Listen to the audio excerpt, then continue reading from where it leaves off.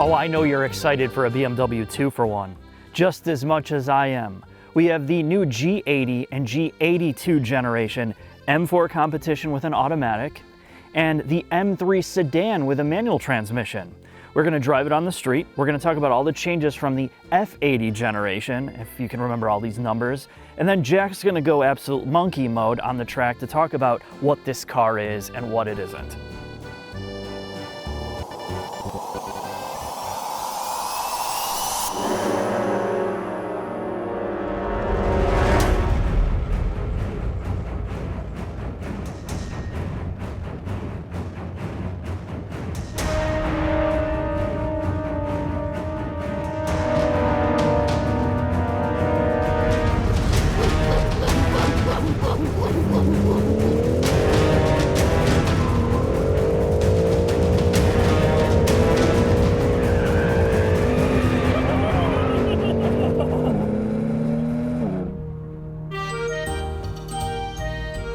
Inside the new M3 and M4. Honestly, from a purely practical perspective, these interiors are largely the same. Outside, of course, do you want a 4-door or a 2-door? Personally, in my opinion, I think this car is far better suited as a 4-door, the M3 form factor, because the joy of an M3 or an M4 is the fact that you can use it every single day, and it's a do-everything vehicle with a Jekyll and Hyde personality.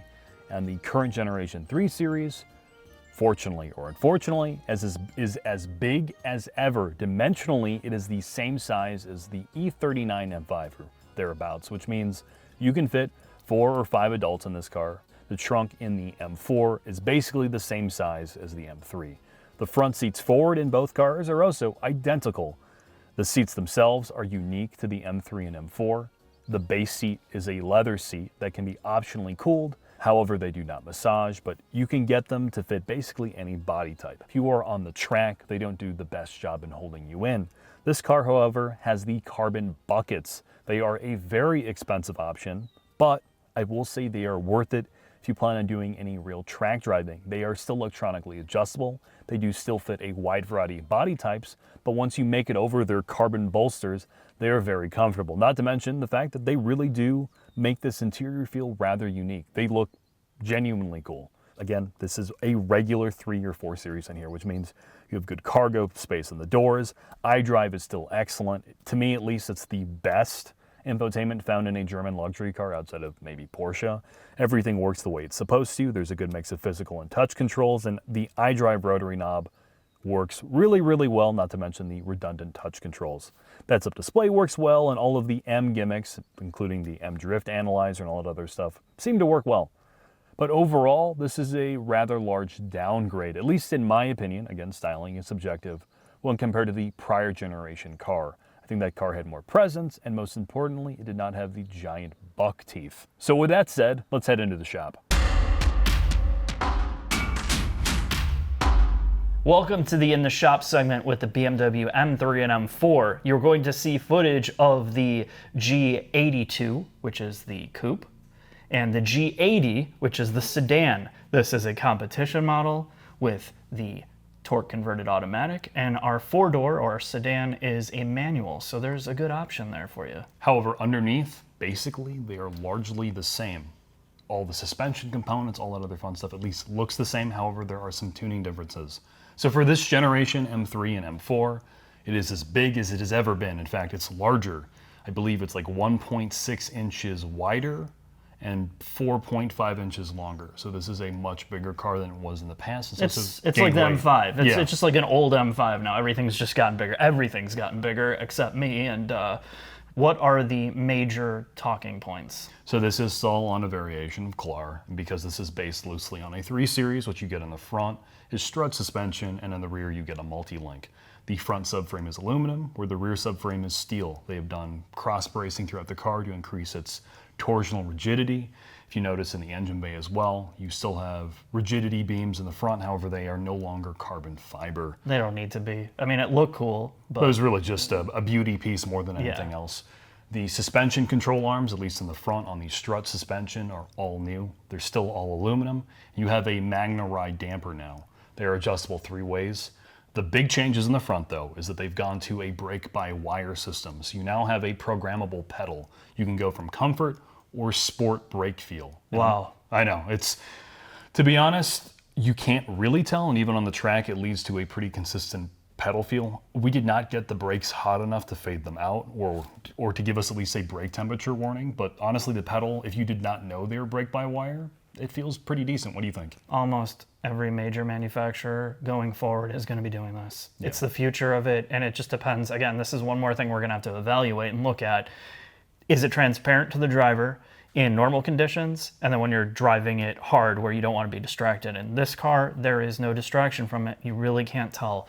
So we're going to be talking about this a lot. The more things become electronically controlled, or every aspect of the electromechanical systems have some type of software layer. And that brake-by-wire system is connected to two different brake options. On this car, the M4 Competition, you get optional carbon ceramics.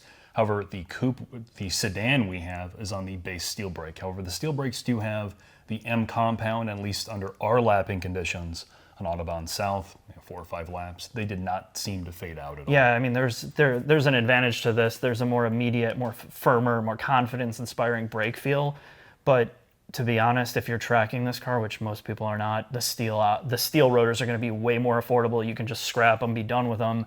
Whereas this is going to be a small fortune to replace, probably well over $12,000 for replacement. For the set. So they are very, very expensive. Lastly, before we go to the rear mark, they've gone to a different EPS unit. It's just a adaptation to their M Servotronic steering. So it's basically an adaptive steering rack. So it's supposed to lead to more front end stability and be an easier car to drive day in and day out. So let's head to the rear. Well, I don't want to go in the back. I want to look at this M-powered engine design, Jack. So tell me a little bit how this is different from the F80 generation M3. So this is an all-new engine, Mark. This is from the X3M or X4M that we did earlier.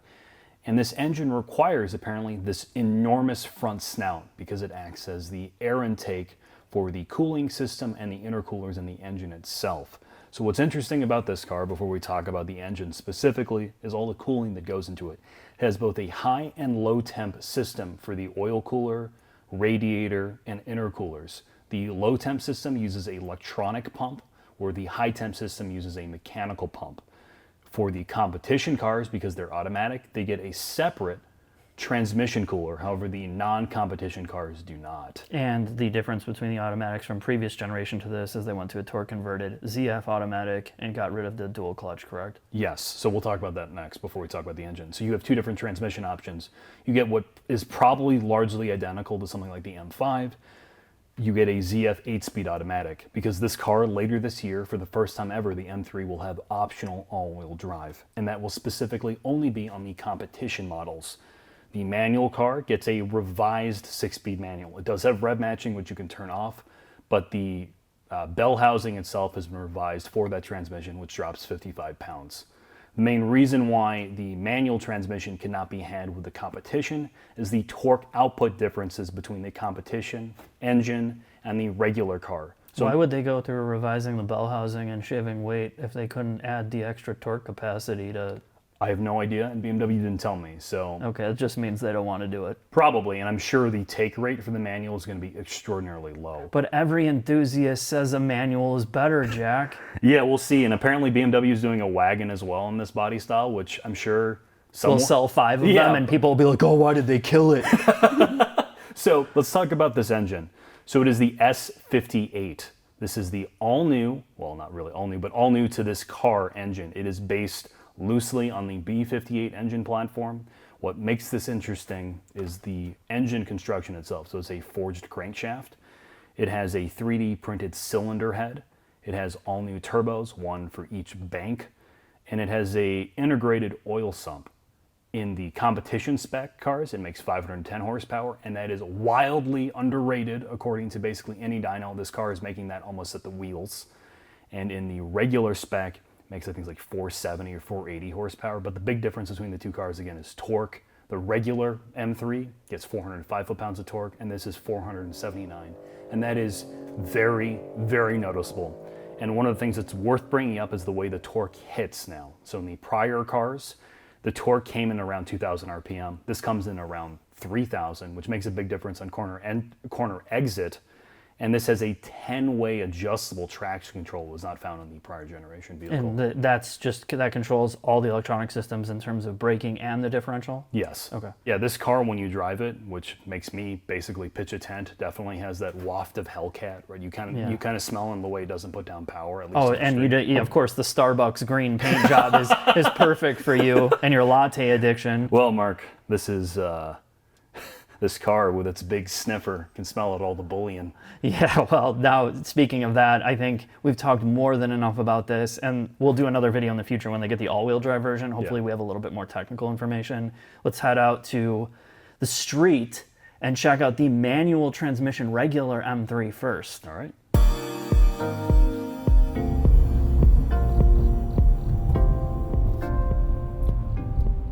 Oh boy, Mark, we're in the G80 M3 for a street drive on our favorite farm road. Genesis? Yeah, Genesis, Mark.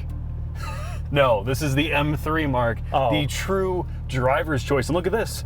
We have a manual.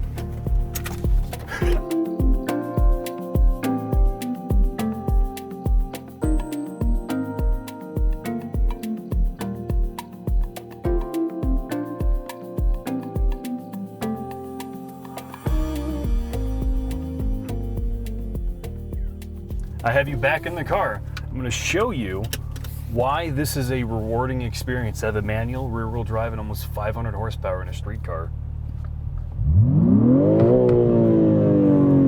Well, I know that fake engine noise sounds real. I was hoping you weren't going to dump the clutch at 7,000 RPMs, dude. Oh.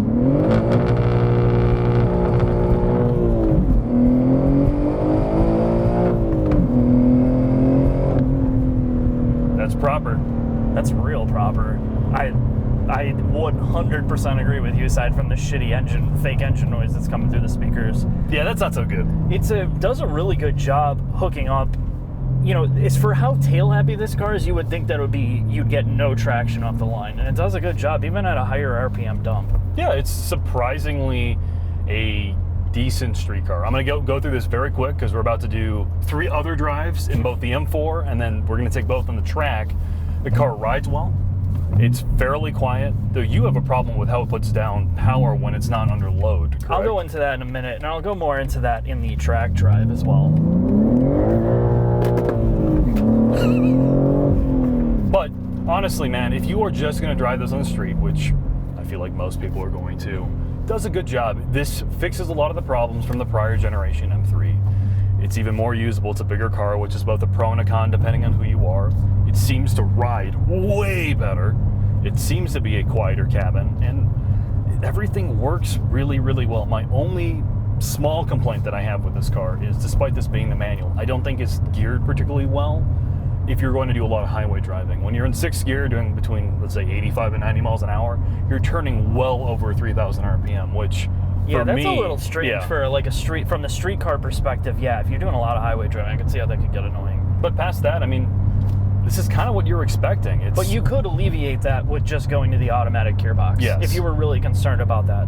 And that's not a problem in the auto, but past that mark, I think now is a very good time to take this out to Autobahn Country Club so we can get some real speed. Sounds good, Jack.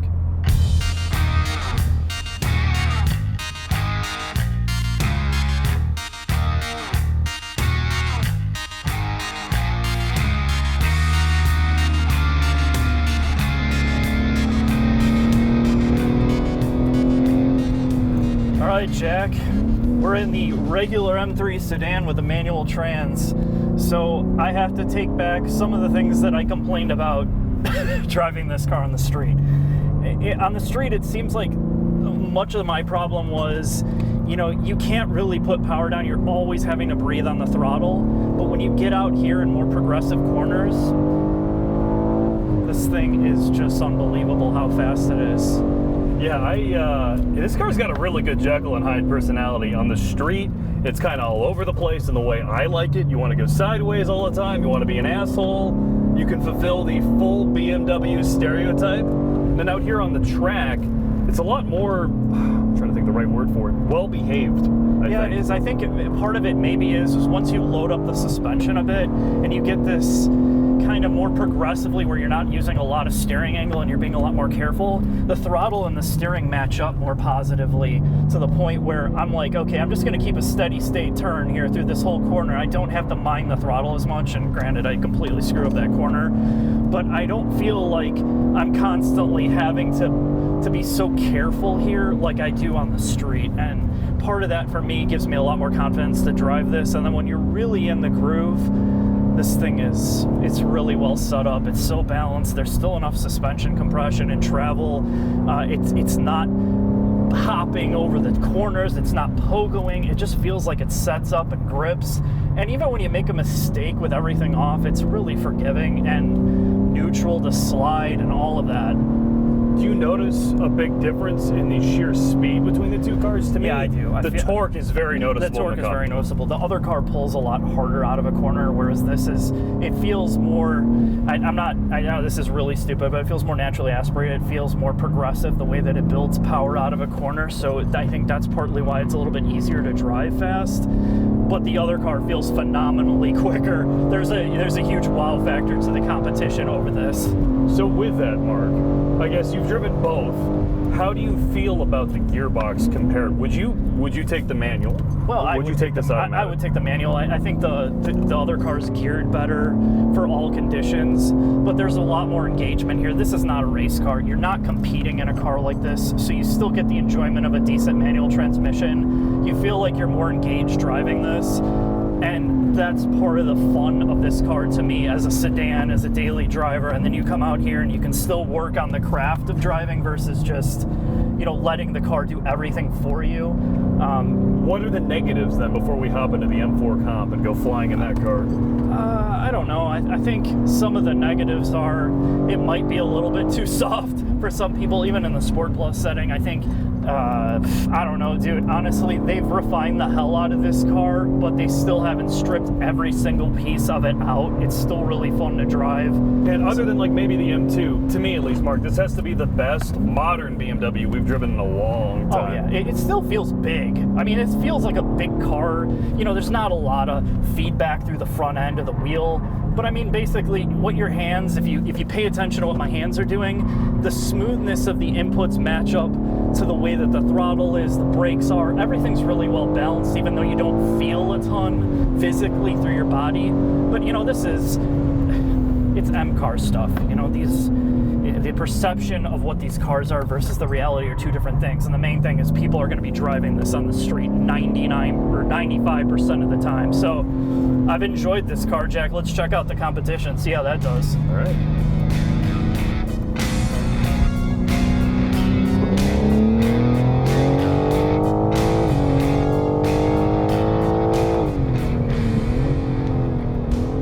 So Mark, we're now in a C session in the M4 competition. You've driven the M3 on track now. We're gonna keep this a little short because you've done a pretty good job breaking down what that car's like to drive. The very first thing I'm gonna talk about is how much more torque this car seems to have. It upsets the car a little bit, but the exit speed you get in this vehicle is serious. This is a very fast car. We're doing about 7/10 probably. We're not hustling it that much, and the kind of back speeds you're seeing on the straights, the speeds you're seeing on the back straights in this car, you're only like 5, maybe 10 miles an hour off the 911 Turbo S we drove. I mean, it is nowhere as fast as that car, but say from 100 to maybe 130, this thing has real speed behind this vehicle. The car also has really good body control. It feels a little tighter than the sedan, even though they basically weigh the same. Does a good job managing this car's weight. The steering, though, being entirely dead, is very, very direct. And these carbon ceramic brakes on this car, which I don't know if I would pay for, are very strong as well. Yeah, I think the big thing, Jack, is I kind of complained how this car just feels like it always wants to get away from you on the street, and it makes it a little bit more, makes it a little less fun to drive because, you can't really keep that power down, but out here, this is so impressive. It really is. I mean, how fast this car is for what it is. You know, we talk about M cars being kind of like faux motorsports. To me, this kind of takes back some of that. And when you go out here and how crazy fast you can take this thing, I mean, this is serious. This is on another level. It really is on another level. And then you take this back out in the street and daily drive it. Oh, it's amazing. One thing I did do is I turned off the exhaust mode that's tied to fake engine noise because it's so belligerently annoying. Oh, it's horrible. I'm going to turn it on. I'm going to turn it on when you start driving here. All right. I hope you have that Casio keyboard out, dude. Oh my God, dude. It's just so obnoxious. So at least you can turn it off with one touch, but you also kill the exhaust tone. So Mark, I guess with all that's been said in this video, I do think it's a good time to get into the final thoughts. Agreed, Jack. Let's do it.